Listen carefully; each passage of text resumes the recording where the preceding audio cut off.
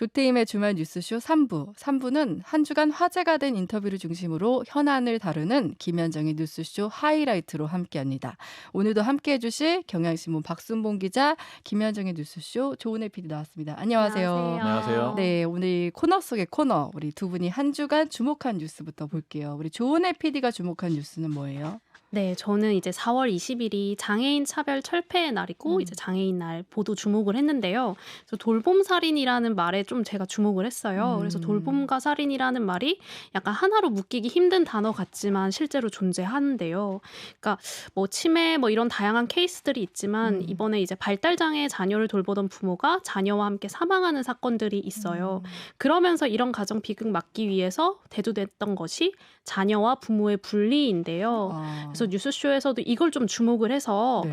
성인 발달 장애인 독립을 키워드로 특별한 인터뷰를 좀 준비를 했어요. 그래서 저희 뉴스쇼 기획특집 부모 발굴 프로젝트 부모임당에 그 배우이자 화가인 정은혜 씨 엄마인 장차현실 작가님을 초대를 했어요. 네.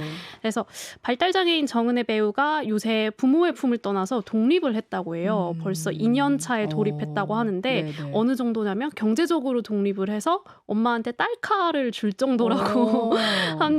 네. 그래서 많은 근데 댓글들이 장애인 독립이 가능하다는 사실을 몰랐다고 해요. 그래서 되게 놀라워했고 네, 네.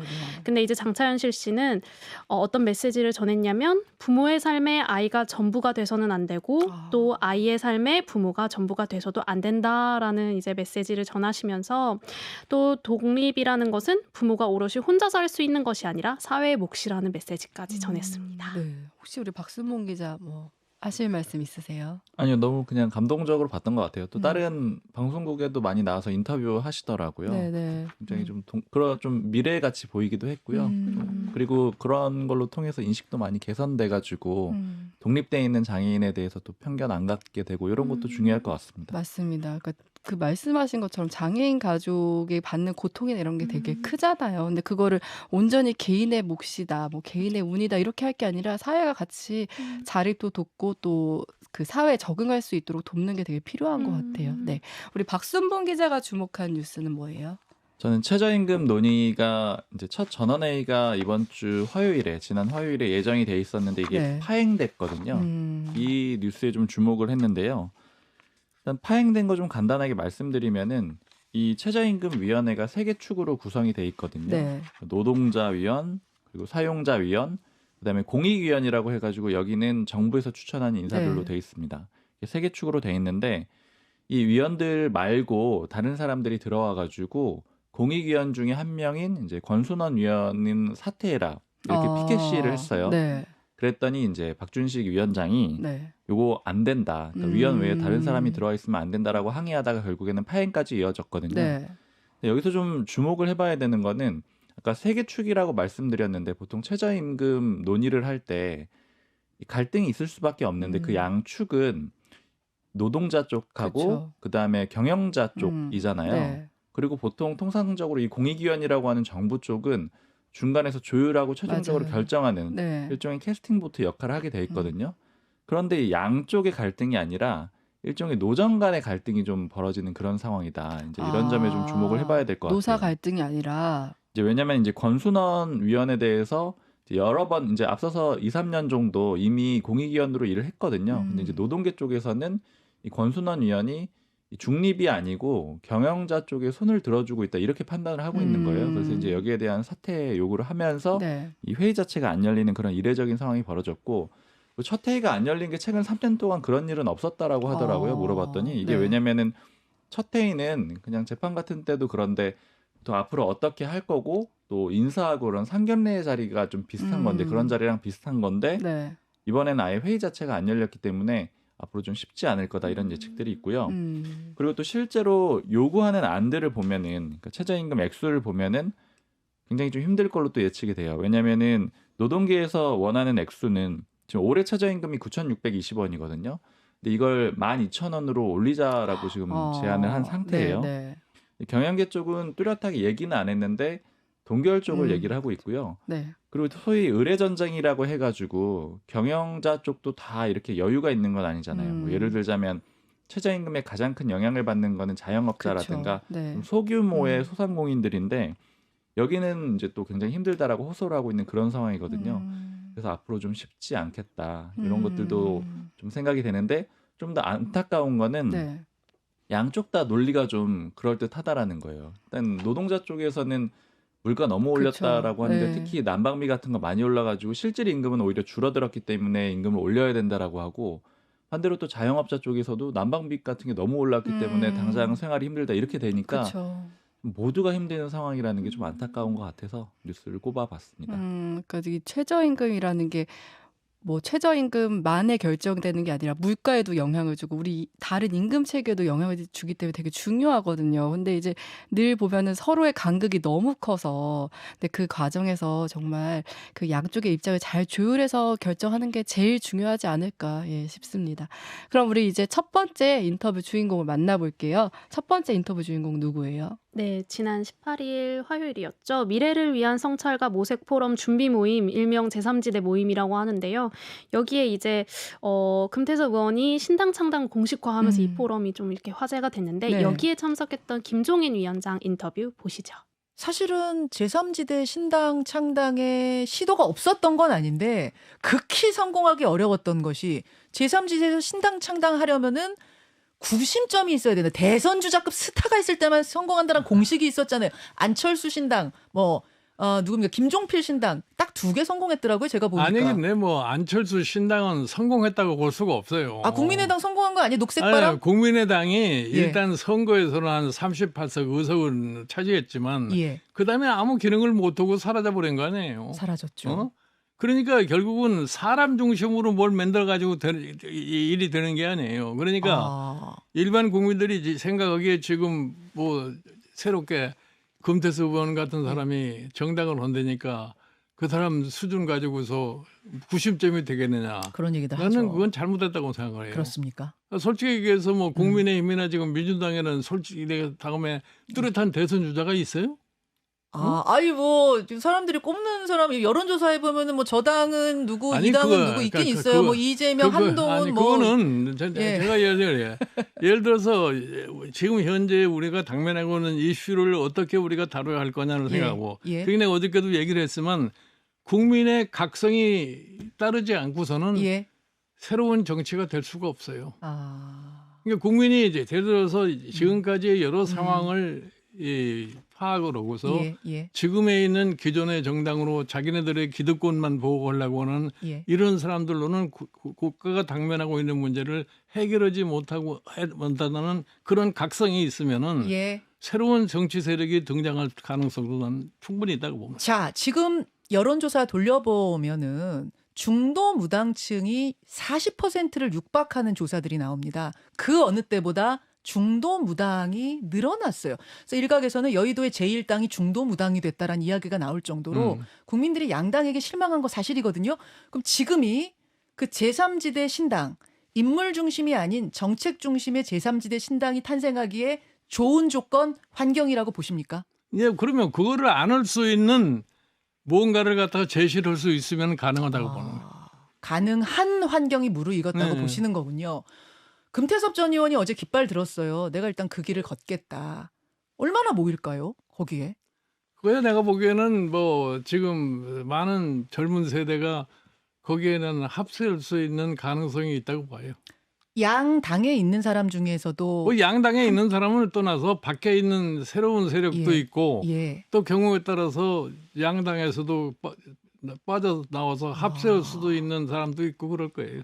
아니 뭐 현역 의원들이 설마 거대 양당을 박차고 나올까요? 현역 의원들이라는 건 그런 짓을 못 할 거예요. 내가 보기에 현역 의원들이라는 게 근데 지금 보면 과거에는 이 공천을 못 받으면 밖에 나가가지고서 제3당을 만들고 했는데 그래가지고는 안 되고 그런 수준 아니고 그런 식으로 해서는 절대 성공을 할 수가 없어요. 그럼 어떤 식으로 선제적으로 그러니까 지금서부터 예를 들어서 이 불란서의 마크론이 어떻게 성공을 했느냐. 불란서가 당면하고 있는 문제를 갖다가 제대로 인식을 하고 그거를 국민에게 제시를 하고 국민이 그걸 받아들이기 때문에 39세의 젊은 소위 정치인이 그 사람도 정치의 경험도 없던 사람이 결국은 오늘날 불란서를 이끌어가는 사람이 되지 않았어요? 아, 그럼 이번이 어느 때보다 환경이 잘 조성돼 있다고 보면은 몇 석 정도가 가능하다고 총선에서 나는 그 내다보세요? 몇 석 이거는 별로 나는 내가 뭐 이렇게 얘기하고 싶지가 않은데 예를 들어서 이제 어저께 금태섭 의원이 수도권에 30석이라고 얘기를 하지 않았어요? 30석은 되면 이제 뿌리 내릴 것이다. 네. 수도권이 121석이에요 지금 현재로. 예. 그러니까 뭐 좋은 이 후보자들이 나오면은 그 정도도 가능할 수 있다고 나온 거죠. 30석? 예. 원내 아니, 교섭단체가 20석인데 아니, 그것도 엄청 그러니까 만들기 어려운데. 그게 불가능하다고 생각할 필요가 없죠. 돕는다고 어제 그러셨잖아요. 아니 나는 이제 정치를 더 이상 내 스스로 내가 정치를 하고 싶은 생각은 없어요. 내가 그동안에 한 10년 동안 뭐 쏟기만 한 사람이니까 더 이상 내가 정치에 들어가서 뭐 하고 싶은 생각은 갖다가 없는데. 아, 속기만 하셨어요? 속기만 한 거지. 그런데 지금 참 금태섭 의원 같은 분이 그걸 한다고 그러니까 내가 뭐 이슈 선정이라든가 앞으로 이 정책적인 이런 여러 가지 이 상황에 대해서는 예. 내가 도와줄 수 있는 분이 있으리라고 생각하기 때문에 그래서 내가 조력은 해준다고 하는 얘기예요. 금태섭 전 의원이 깃발 들고 요 신당 창당 뜻 있는 사람들 모으고 뭐 이렇게 하면은 자문구하고 어떤 직책도 맡으실 생각 있으신 거예요? 직책이요? 예. 나는 직책이라는 건 몇 잘 안 해요. 직책 같은 것까지는 아직 네. 생각 못 하시고 자문으로 돕겠다는 말씀. 아, 대통령 지지율은 한국갤럽 4월 11일부터 13일 조사에서 27% 나왔습니다. 얼마야? 27이요. 예. 30%대가 또 깨졌어요.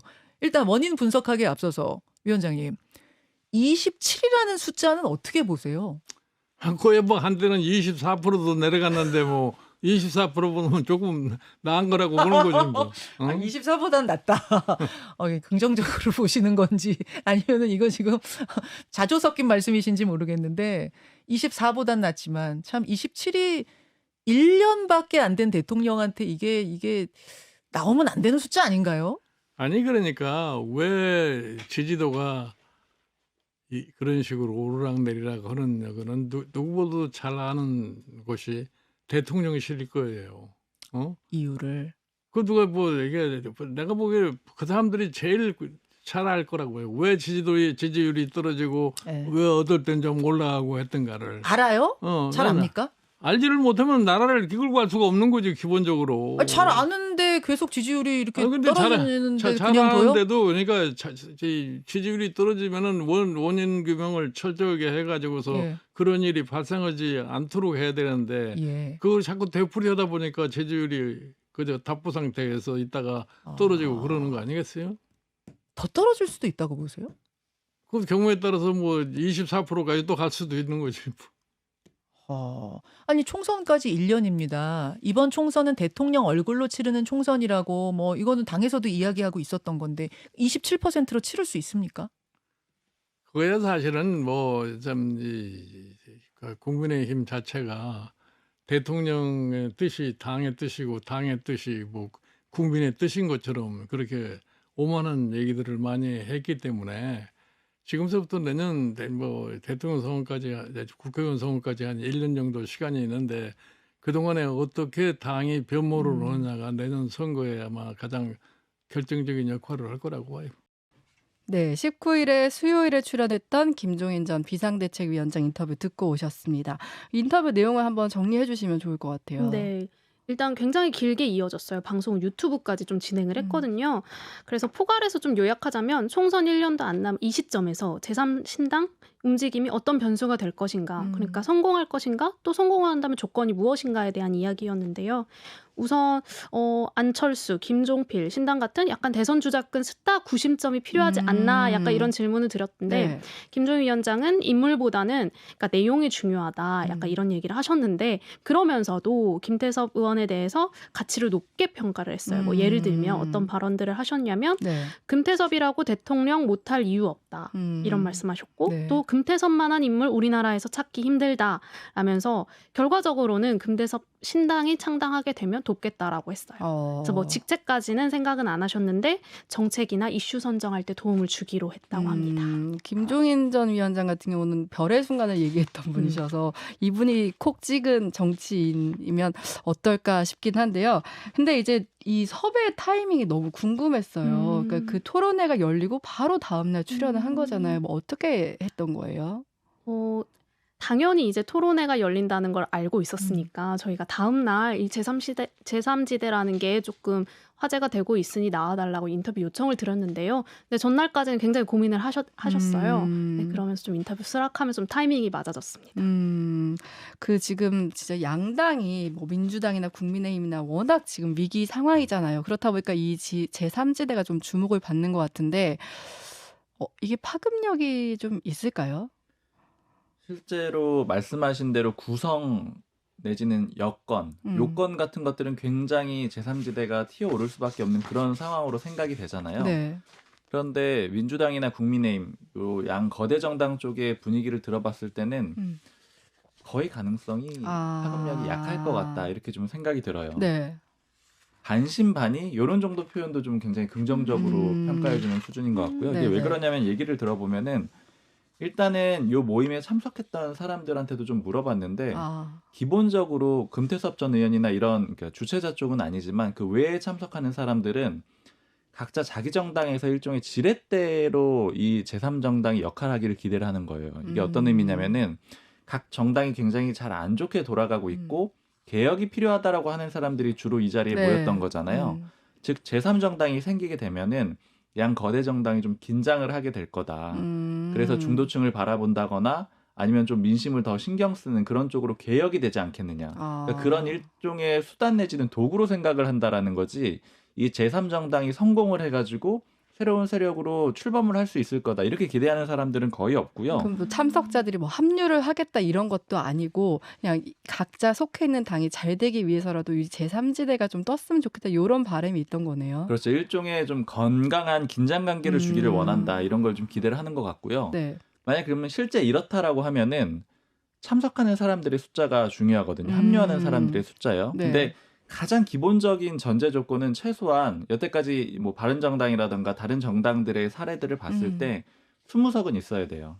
왜냐하면 현실적인 문제예요. 경제적으로 지원이 되기 때문에 그러니까 정당 보조금을 받을 수 있는 기준이 원내 교섭단체인 20석 기준이거든요.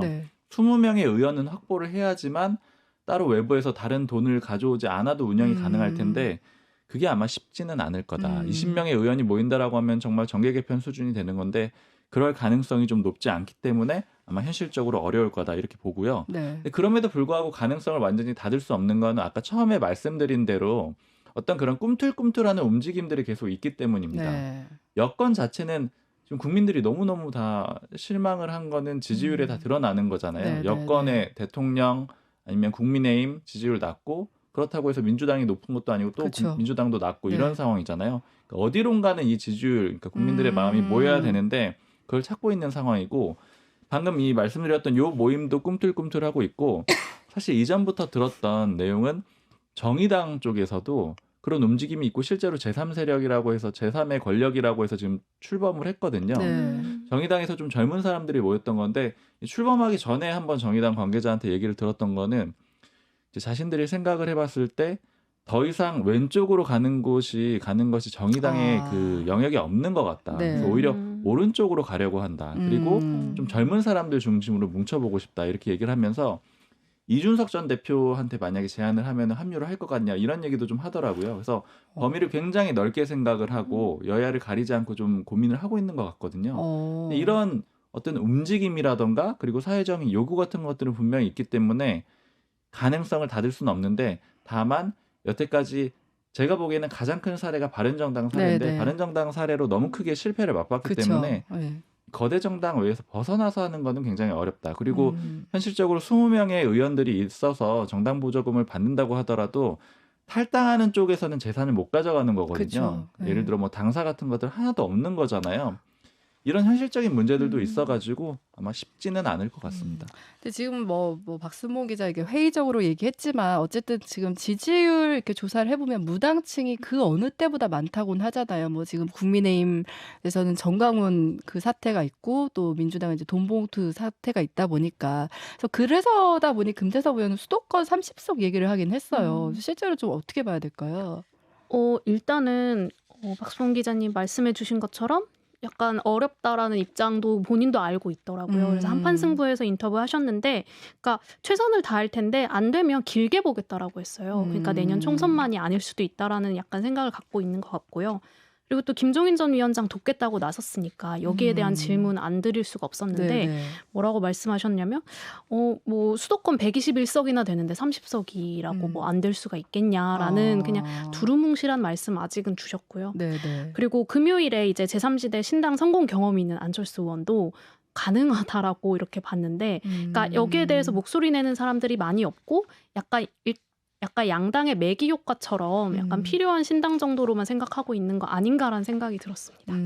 김종인 전 비대위원장이 그래서인지 인물보다는 정당은 이제 대안을 만들 수 있는 정당이 돼야 된다. 문제 해결 능력 이런 걸 그래서 강조하는 거 아닌가 싶긴 한데 그래도 어쨌든 저희 지금 정치 문화상 어쨌든 좀 인물 중심으로 모이긴 하잖아요. 그런 면에서 금태섭 전 의원이 그만큼의 구심점이 될 것인가 또 그만큼의 대중 인지도나 평가가 괜찮은 건가 그거에 대해서는 좀 어떻게 보세요?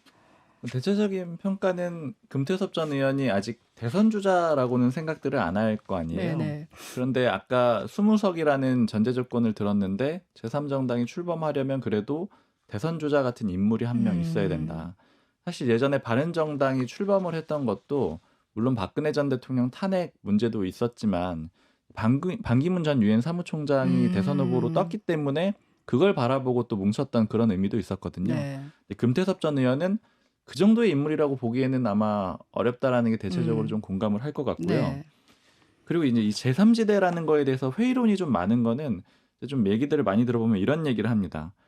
막연히 생각해 보면은 국민의힘 지지층 그리고 민주당 지지층 그리고 뭐 나머지 이제 소수 정당이 있고 그 외에 중도층 이렇게 보면은 하나의 큰 덩어리처럼 보이지만 이게 하나의 덩어리가 아니라는 거죠. 네. 그러니까 국민의힘 지지층이나 민주당 지지층은 그냥 똘똘 뭉쳐 있고 그쵸. 어려울 때나 평소에는 항상 나타나는데 네. 이제 주로 하는 얘기들이 뭐냐면 중도층은 마음 잡기도 어렵고 평소에는 있지도 않다라는 거예요. 그래서 이제 예로 드는 거는 예를 들어 수능에서 수학에서 뭐 의대를 가거나 아니면 뭐 좋은 학교를 가기 위해서는 고득점을 맞아야 되고 네. 그러기 위해서는 어려운 문제도 맞춰야 된다. 이게 어려운 문제가 제3지대 중도층이라는 거예요. 예를 들자면 기본적으로 어느 정도 점수를 얻기 위해서는 쉬운 문제 다 맞춰줘야 되잖아요. 이거 다 맞추고 이게 기본이 돼야 되고 네. 이게 이제 강경 전통적인 지지층인 거고 네. 그 다음에 선거에서 이기기 위해서는 이제 고득점 하기 위해서는 중도층 마음을 그때 잡아야 되는 건데 네. 이 아래 게 없는 사람들은 중도층, 그러니까 고득점 문제만 맞추는 것도 당연히 어려울 뿐더러 그걸 맞춰도 점수가 안 나오는 거고 그리고 문제는 이 사람들이 굉장히 까다롭다라는 거예요. 그러니까 늘 지지해 주는 게 아니고 맞아요. 어떤 네. 시점이 됐을 때 아니면 어떤 정책이 마음에 들었을 때 잠깐 지지해 줄 뿐이고 또 잘못하면 금방 이탈한다라는 거죠. 그러니까 어려운 문제 풀듯이 늘 맞출 수 있는 것도 그쵸. 아니고 늘 우리 편도 아니고 게다가 평소에 어느 정도 지지율이 선거가 없을 때도 나와줘야 되는데 그런 역할을 안 해준다라는 거예요. 네. 그때는 잘 안 나타나고 어떤 정치적으로 좀 문제가 있고 이럴 때 이 사람들이 부각이 되는 거거든요.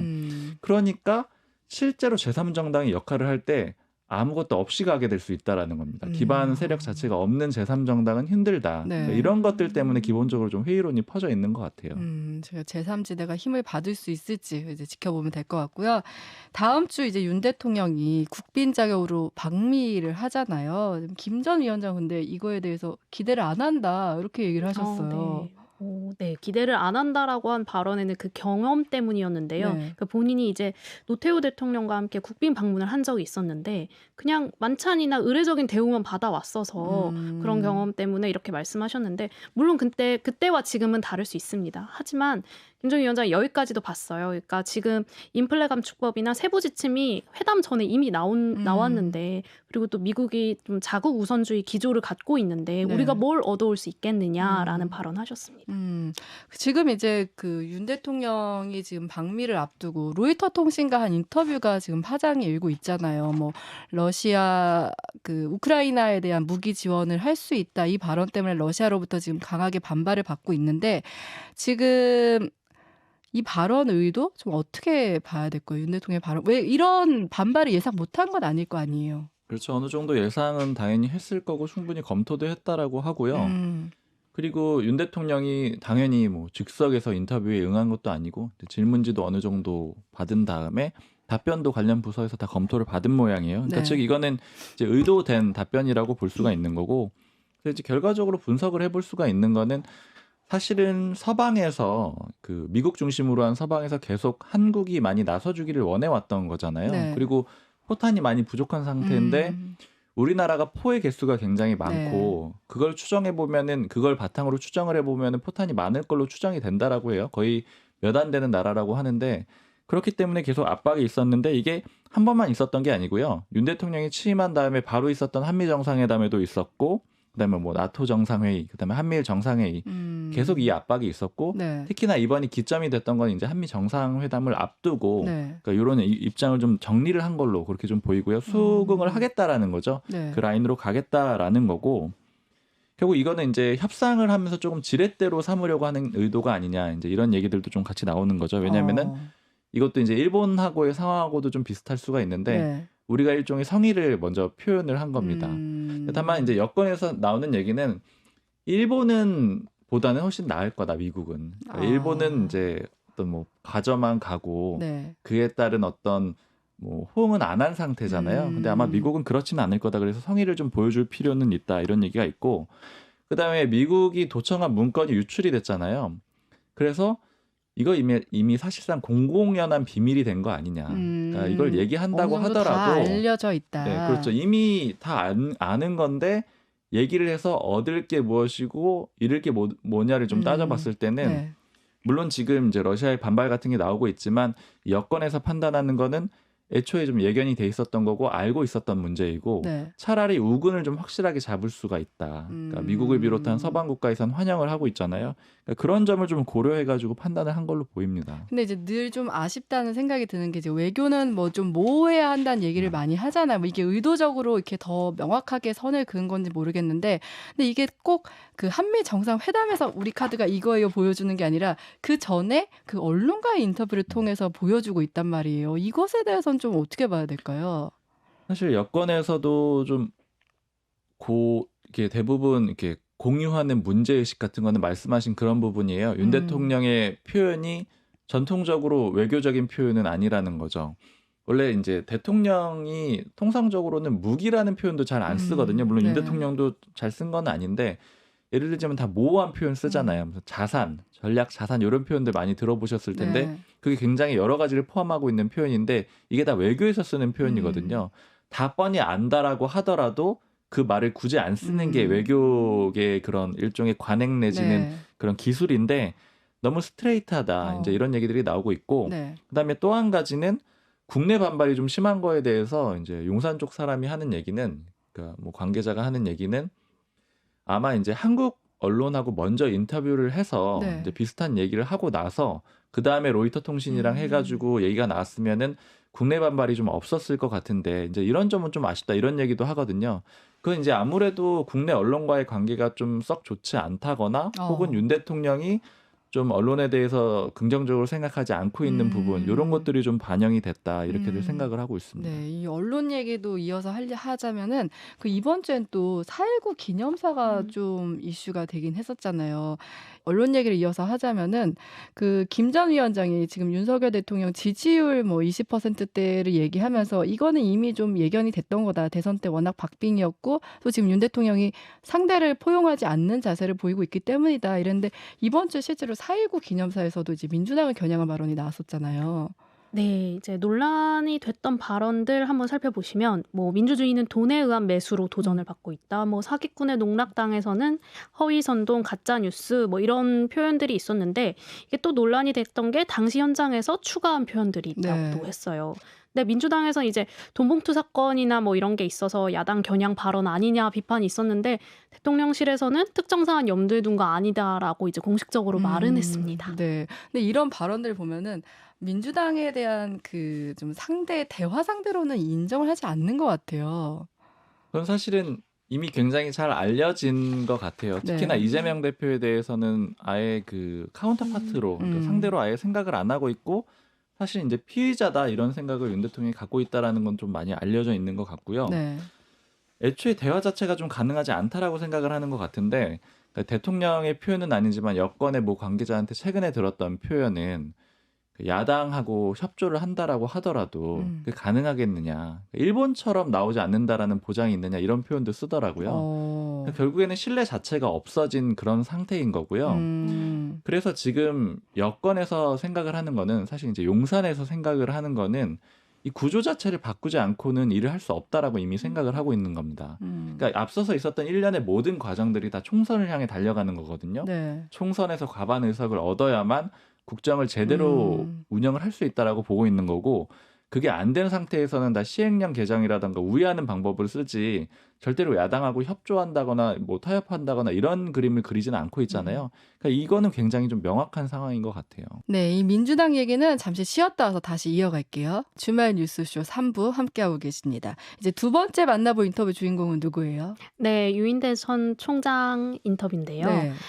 여야 이슈에 대해서 굉장히 좀 센 발언들을 많이 하셨어요. 그래서 바로 듣고 오는 게 좋을 것 같아서 듣겠습니다. 그리고 어제 새로 공개된 이정근 씨와 송영길 후보 사이에 통화도 있습니다. 송영길 대표 목소리가 이 통화에 들어간 거는 이번이 처음이거든요. 공개된 건 이번이 처음이거든요. 한번 들어보시죠.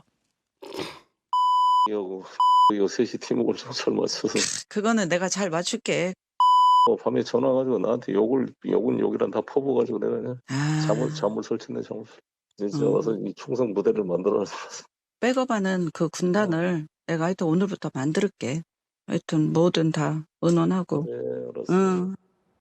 자, 이것은 뭐 돈 이야기가 오고 가는 통화는 아니에요. 그런 통화는 아니지만 상당히 긴밀하게 캠프 안에서 의논하는 사이였구나라는 그런 정황을 알 수 있는 이정근, 송영길 대표 사이의 통화였습니다. 일단 여기까지 좀 듣고 정말로 송영길 후보 모르게 어떤 돈 봉투가 오간 것일까? 정말로 이정근 강래구 뭐 이런 분들의 개인적 일탈이었을까? 어떻게 보세요, 총장님? 전 저거 딱 터졌을 때 올게 왔구나 그런 이제 느낌이었어요. 그게 무슨 저게 말씀? 오랜 관행이었거든. 이제 전당대회를 치르면은 물론 그 전당대회가 치열하냐? 예. 그러면 좀 더 혼탁해지고 예. 뭐 누가 이제 이렇게 좀 원사이드 하면은 조금 덜 혼탁한 정도지. 전당대회 하면은 하여튼 그 돈이 많이 이렇게 들어가요. 자, 근데 그런 악습들이 불법들이 있다가 2012년, 2008년 전당대회 그 당시는 이제 한나라당이죠. 한나라당 전당대회 돈봉투 사건으로 박희태 의장이 집행유예 2년 받지 않습니까? 예, 그게 예. 터지고 나서부터는 그런 불법은 그렇지. 그건요. 근절이 된 거 아니에요? 그건 없어질 수가 없는 거예요. 선거와 돈의 관계는 그 유혹은 그러니까 이제 그 정도의 문제인데 하여튼 그 돈을 쓰고 싶은 유혹은 선거 때 그건 항상 있게 마련인데 한 번 그거 12년 전에 했다고 그게 없어지겠어요? 그러질 않아요. 제가 청와대 정무수석 때 예. 그 50배를 그 제가 만들어서 이제 그 시행을 시킨 거거든요. 근절시키려고 그렇게 하신 거죠. 했어요. 그러니까 뭐 근데 돈 맨 받으면 처음에 50배로. 예. 여당 후보가 걸렸어요. 예. 그 전 장관을 했던 분이 선거 처음 치르는 분이 예. 10만 원 줬다가 그래서 그때는 좀 긴장들을 해가지고 예. 돈이 좀 덜 그렇다고 그러면 선거 때 돈 쓰는 풍조가 없어졌나요? 그때뿐이에요. 이거는 하여튼 본인이 주변에 사람을 잘못 썼던 어쨌든 간에 저렇게 다 드러난 거 아니에요? 뭐 녹취록이 저렇게 녹취될 거라고 누가 알았겠어요? 그러면 깨끗하게 체념하고 오히려 이걸 계기로 해서 좀 우리 정치가 한 걸음 더 그 나아가는 계기로 좀 삼았으면 좋겠다. 저는 그런 생각이에요. 그러니까 빨리 들어와서 좀 툭 터놓고 뭐 자꾸 더 감추고 뭘 이러려고 해봐야 점점 수렁에 더 빠진다고 봐요. 뭐 개인적 일탈이다. 나는 몰랐다. 이러면 자꾸 그럼 사람만 좀 비겁해지 좀 멋있게 마무리했으면 좋겠어요. 캠프에서 이런 일이 벌어지는데 후보가 모를 수 없습니까?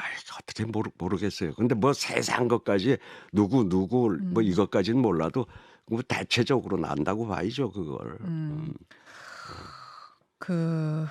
이게 어제 새롭게 드러난 사실이 또 있는데요. 돈을 제공한 이제 스폰서가 있지 않겠습니까? 전주. 전주의 딸이 이 전당대회 끝나고 몇 개월 뒤에 치러진 대선 경선에서 당내 대선 경선에서 이재명 캠프에 참여를 했다는 겁니다. 이정근, 윤관석 의원 두 사람의 이 통화 내용을 보면 이제 자리를 소개시켜준 그러니까 이른바 꽂아준 정황이 또 드러나요. 이거 잠깐 듣고 오시죠. 오늘부터 출근했다.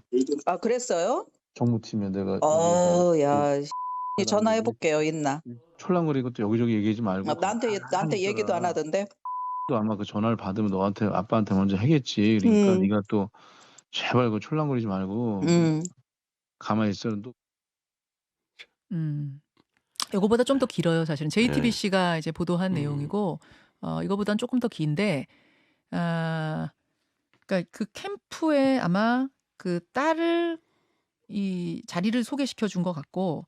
뭐 무급이었다고는 하는데 돈이 문제가 아니라 젊은 청년들한테는 이게 경력이 될 수가 있거든요. 그래서 이게 이제 스폰에 대한 보답 중 하나가 아니었을까 이렇게 좀 의심이 되는 또 통화 내용이 나왔습니다. 일단 송영길 전 대표는 지금 조기 귀국을 당해서 요청하는데 거기에 응하지 않고 22일에 기자회견한다고 하거든요. 어떤 입장을 낼 거라고 좀 짐작이 되세요? 글쎄 뭐 이 정도 국내 돌아가는 거 뭐 세밀히 모니터링을 하지 않겠어요? 그러면 글쎄 제가 바라는 거는 체념을 하고 그러고 참 내가 재수가 없었다. 뭐 나만 이런 건 아니지만 뭐 어쨌든 그게 다 녹취록이 저렇게 있을 거라고는 처음에 아마 저 얘기할 때는 저건 생각도 못했을 거 아니에요. 그러니까 이번에 오히려 이걸 계기로 내 사건을 계기로 우리 정치 발전에 뭐 저게 모멘텀이 됐으면 좋겠다. 뭐 이런 좀 입장으로 자기 희생을 했으면 좋겠어요. 그러면 혹시 앞으로 또 뭐 멋있게 이걸 일을 처리하면 혹시 또 기회가 올런지도 모르죠. 그러니까 좀 구질구질하게 안 했으면 좋겠다 이런 생각이에요. 구질구질하게 하지 않고 이거 딱 이제 잘못했습니다 하고 나 뭐 알았을 가능성이 좀 커 보이잖아요. 그러면 알았다 얘기하고 내가 다 책임지겠다. 정계은퇴 선언까지 해야 된다고 보세요? 당연하죠. 그거야. 학교에서 반장 선거를 해도요. 그 아이들한테 떡볶이 하나씩 돌리고 뭐 연필 하나씩 돌리면 수월하죠, 표 얻기가. 그렇지만 그거 안 하는 걸 우리가 교육시키는 거고 아이들이 그거 지키면서 표를 얻기 위해 열심히 아이디어도 짜고 또 그 학우들을 설득하고 이럽니다. 이렇게 민주주의를 배웁니다. 그런데 정치인들이 이것은 관행이었어 하면서 차비도 주고 술도 사주고 밥도 사주면서 표를 얻었다고 하면 이거를 이해할 국민은 없다는 거. 이거를 혹시 지금 정치인들 듣고 계시면 좀 분명히 아셔야 될 것 같아요. 자, 국민의힘 이야기로 좀 넘어가 보겠습니다. 그러니까 지금 지도부 가운데 김재원 최고하고 태영호 최고가 잇따라 구설에 오르면서 김기현 대표가 좀 난감해졌어요. 인터뷰 금지령 내리고 공개 경고도 하긴 했는데 이른바 지도부 리스크 왜 이렇게 연이어서 터진다고 보십니까?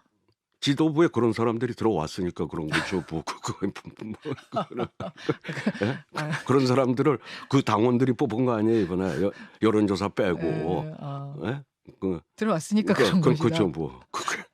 리스크 있는 분들이 들어왔으니까 리스크가 생긴 거다. 그러면 어떻게 해야 된다고 보세요? 지금 국민의힘 지지율 뭐 김재원 최고 같은 경우 저 개인적으로도 잘 아는 사이지만 그 가서 저렇게 인사 찾아간 게 정광훈 목사한테. 그 선거 때 그만큼 신세를 줬으니까 또 찾아갔을 거고. 그럼 거 가서 그런 소리 해야지 뭐 딴소리 하겠어요.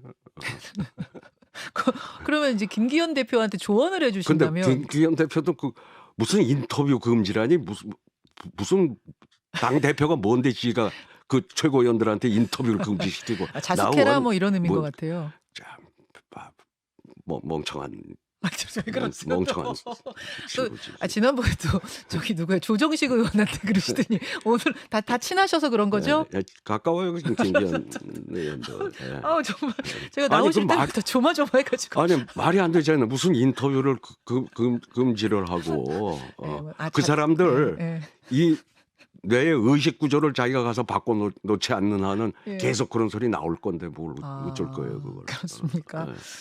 지금 이제 국민의힘이 이 지도부가 출범한 지 얼마 안 됐는데 계속 지지율이 떨어지고 있어서 특히 중도 지지율이 떨어지고 있는 거. 이 해법을 어떻게 할 것이냐 해서 일단은 전광훈 목사 추천으로 들어온 사람들 981명을 한 명한테 문자를 보냈대요. 좀 나가달라 당에서. 뭐이 정도 일단 내놓은 상태입니다. 처방으로. 어떻게 해야 된다고 보세요? 그 모르겠어요. 근데 원래 제가 알기로도 전광훈 목사는 그 선거에 자기 비례 의석 하나라도 얻으려고 여러 번 시도를 했다 실패한 걸로 알거든요. 그 3% 벽을 못 넘어가지고. 예. 그러니까 이제 아마 뭐 이쪽 안 되겠다 이거 그 제 3당을 해가지고는 못 내겠다 그래 여기 와서 좀 소위 일당에 기호 1, 2번밖에 안 되는 지금 선거제도 하에서는 일당에 좀 가서 힘을 좀 보태가지고 뭐 좀 국물 좀 얻어낼까 뭐 이런 전략을 지금 쓰고 있는 모양인데 전 그래서 이 좀 선거제도가 이번에 좀 바뀌어서 네. 저 1, 2번 말고도 좀 생존할 수 있는 것 되면 있는 제도로 바뀌면 네. 그러면 정광훈 목사도 당당하게 자기 철학 가지고 원래 그동안 몇 번 했어요. 근데 아마 간발의 차이로 안 됐을 거예요. 2점 몇 프로까지 가서 그것만 넘었으면 조금만 더 받았으면 거기서 의석이 배정이 됐거든요. 요번에 좀 그걸 많이 좀 문호를 터 가지고 좀 전광훈 목사 당으로 좀 국회의원들이 좀 나왔으면 좋겠어요. 잠깐만요. 예. 그러니까 차라리 이렇게 국민의힘에 막 무슨 영향력을 막 미치려고 하고 당에서 밀어내고 이러려니 차라리 당 만들어서 그냥 평가받아라 그런 말씀이신 그렇죠. 거예요? 그러니까 제도를 좀 그렇게 바뀌어서 저는 네. 그 세력이 우리 국민들 중에 있으면 그들의 네, 대표도 네. 국회에 들어오고 국회는 그렇게 구성되는 게 맞는 거고 지금 1, 2당 공천받은 사람들만 예. 구성되는 국회가 아닌 걸 지금 만들자고 하는 게 지금 이 선거제도 개혁의 알겠습니다. 논의 아닙니까? 알겠습니다. 그 유인태 전 사무총장은 이 선거에서 뭔가를 받으면 금품 받은 사람도 50배 과태료 물리는 요거를 적극 찬성하고 찬성이 아니라 제가 만든 거예요. 만드신 그게. 분이라는 걸 다시 한번 청와대, 오해 없으시기를. 청와대 있을 때. 알겠습니다. 여기까지 하겠습니다. 네, 유인태 전 총장 인터뷰 듣고 오셨는데요. 요점 몇 가지 정리해 주시면 좋을 것 같아요. 네, 일단은 이제 민주당 돈봉투 의혹에 대해서 네. 구질구질하게 처리하지 말라라는 말을 하면서 네. 이제 송영길 전 대표한테 내가 다 책임지겠다는 자세로 정계 은퇴 선언해야 된다라고 이제 단호하게 말했고요. 그리고 국민의힘 이야기는 이제 요새 뭐 태영호, 김재원 최고 실언 논란에 대해서 김기현 대표에게 조언을 해준다면 이런 질문을 했더니 지금 김재원 최고가 방송 출연에 인터뷰 금지라는 사실상 징계가 내려진 상황인데 네. 여기에 대해서 무슨 자격으로 김기현 대표가 인터뷰 금지시키냐라고 하면서 약간 멍청한이라는 표현까지 나지막히 약간 읊조리셨어요. 그래서 그러니까 이런 배경에는 그러니까 뇌의식 구조를 바꾸지 않는 이상 이런 실언들 계속 나올 텐데 실효성 없는 조치다라고 얘기를 했습니다. 지금 일단 민주당 얘기부터 해볼게요. 지금 돈봉투 의혹이 뭐 일파만파 계속 뭐 새로운 녹취록들이 나오다 보니까 이제 송영길 전 대표도 이제 좀 본인이 결자 해지해야 되지 않겠느냐 이런 얘기 나오고 오늘 밤에 기자회견을 하잖아요. 당내에서는 귀국해야 된다 이러고 또 지금 몇몇 언론에서는 귀국할 것이다 이렇게 나오는데 어떻게 보세요? 귀국하겠죠? 그렇죠. 근데 귀국을 원래는 7월로 잡아놨던 건데 바로 올 거냐 안 올 거냐 그러니까 조기 귀국이냐 아니냐 이 문제인 건데요. 네. 지금 일부 보도에서는 기자회견 한 다음에 바로 즉시 귀국할 거다 이런 보도도 있었는데 그 이후에 의원들한테 물어봐도 네. 확정적으로 얘기를 하진 않더라고요. 근데 좀 명확하게 얘기하는 거는 그 이전에는 조기 귀국에 대해서 송영길 전 대표가 굉장히 부정적이었고 네. 안 올 게 어느 정도 명확해 보였는데 지금 기류는 그건 확실히 바뀌었다. 들어올 가능성이 좀 높아졌다. 그래서 이제 반반이다. 거부감이 줄었다. 이런 표현들이 있어가지고 기류가 이전보다 바뀌었고 돌아올 가능성이 조기에 돌아올 가능성이 좀 높아졌다. 이런 정도로는 볼 수 있을 것 같고요. 네. 그리고 이런 흐름은 좀 거부하기가 송영길 전 대표가 어려울 것 같아요. 이제 어제 뭐 의원이 의원총회에서 한 얘기는 이런 얘기도 했더라고요. 굉장히 적극적으로 귀국을 종용을 해야 되고 만약에 필요하다라면은 사람을 보내서라도 데려오는 방법까지 써야 되지 않겠느냐. 네. 그러니까 민주당에서 의지가 굉장히 강하고 송영길 전 대표가 돌아오지 않으면 이 문제가 해결되지 않고 굉장히 당이 어려워질 거다라고 그렇죠. 보고 있기 때문에 네. 이 압박 전체를 송영길 전 대표가 외면하기가 좀 어려워서 아마 방향 자체는 점차 좀 빨리 돌아오는 쪽으로 그쪽으로 정해지지 않을까 이렇게 추정이 됩니다. 이후에 좀 그럼 강한 조치도 내려질 가능성이 있을까요? 돌아오지 않으면 그렇게 되는데 이제 그렇게 되는 상황을 송영길 전 대표가 안 만들기 위해서 그래서 좀 빨리 돌아오지 않을까 이렇게 보이는 거죠. 그리고 이제 이번 주에 그 기자들 사이에서는 이른바 찌라시라는 게 돌았잖아요. 의원들 이제 돈 받은 의원들 명단이다 하면서. 근데 이것과 관련해서 이재명 대표가 직접 그 의원들에게 전화를 해서 확인을 했다고 하고 일부 의원들은 억울하다 이렇게 직접 해명을 했다고 하는데 지금 이 파장 그리고 이게 또 국민의힘에서는 이심 송심 얘기도 하고 있잖아요. 이 파장이 어디까지 좀 확대가 될까요? 여러 가지들을 다들 이제 설왕설래 예측들을 하고 있는데 일단 첫 번째는 이 돈봉투 의혹 사건이 불거진 시점에 대해서도 양쪽이 네. 굉장히 엇갈려요. 네. 근데 이게 기본적으로 지금 제가 얘기를 들어보고 또 상황들을 검토해 봤을 때는 JTBC가 그 이정근 전 부총장 측으로부터 네. 전체를 다 확보를 한 걸로 그렇게 보이거든요. 그렇죠. 네. 이 전체를 다 확보를 해가지고 일부씩 공개를 하는 그런 상황이고 그래서 지금 여권에서 이 얘기를 하면은 검찰이 이 시기를 맞춘 게 아니고 JTBC가 보도를 하다 보니까 그것 때문에 어쩔 수 없이 검찰이 이 시기에 좀 맞춘 것 같다 이런 얘기들을 하거든요. 그러니까 즉 보도가 나오다 보니까 그것보다 조금 빨리 압수수색을 할 수밖에 없고 이런 식으로 시기가 맞춰졌다라는 거예요. 네. 그래서 이게 향후 일정이 어떻게 될지 알 수가 없는 상황이 된 거예요. 그러니까 예를 들자면은 검찰이 예를 들어 여권과 좀 힘을 합쳐가지고 좀 그러니까 의심하는 쪽에서 보자면은 힘을 합쳐가지고 예를 들어 총선에 좀 부정적인 영향을 주기 위해서 시점을 조율했다라고 하면은 네. 더 뒤쪽으로 그렇죠. 가야 된다. 좀 빨랐다는 얘기들이 그렇죠. 있죠. 1년이나 남았기 때문에 아직 어떻게 보면 사실은 여권에서는 오히려 민주당 혁신시켜 주는 거 아니냐 막 이런 얘기까지 좀 하거든요. 네. 그러니까 너무 시기가 빨랐다라는 얘기들을 하는 거죠. 그리고 이 녹취록에 앞으로 뭐가 있을지를 모르잖아요. 네. 그리고 뭐를 먼저 공개할지를 지금 알 수가 없잖아요. 그렇죠. 근데 여기에 이제 뭐가 달려 있느냐, 특히 이재명 대표가 껴 있느냐 안 있느냐, 그러니까 요거에 대해서 관심들이 굉장히 많고요. 비명계 쪽에서 사실 수면 아래에서 나오는 얘기가 아까 말씀해주신 그 국민의힘에서 이심송심 얘기가 수면 아래에서 비명계 쪽에서 나와요. 네. 그러니까 만약에 이재명 대표에 관련된 문건이 그 녹취록이 조금이라도 있고 네. 만약에 그 혐의가 조금이라도 의심할 만한 게 있어가지고 검찰 쪽에서 다시 체포동의안을 보낼 때 즉 구속영장을 이재명 대표에 대해서 청구를 하면서 이 돈봉투 관련된 거 혐의를 하나만 얹어주면은 그거는 국회에서 막을 수가 없다. 이런 얘기들을 좀 비주류 쪽에서 나오고 있거든요. 네. 그러니까 이런 것들이 아마 향후에 이 야당 내 변동 이게 굉장히 크게 될 수가 있기 때문에 네. 이게 좀 제일 중요할 것 같습니다. 지금 야당은 정말 그 녹취록 안에 어떤 내용이 들어있는지 모르다 보니까 해명도 사실 어렵고 해명과 엇갈리는 음성들이 계속 나오고 있는 상황이잖아요. 그렇다 보니까 더 좀 난감하지 않나 싶은데요. 오늘 밤 기자회견 보고 또 다음 주 상황 저희가 짚어봐야 될 것 같습니다. 네, 김현정의 뉴스쇼 하이라이트는 오늘 여기서 마무리하고요. 오늘 두 분 나와주셔서 감사합니다. 감사합니다.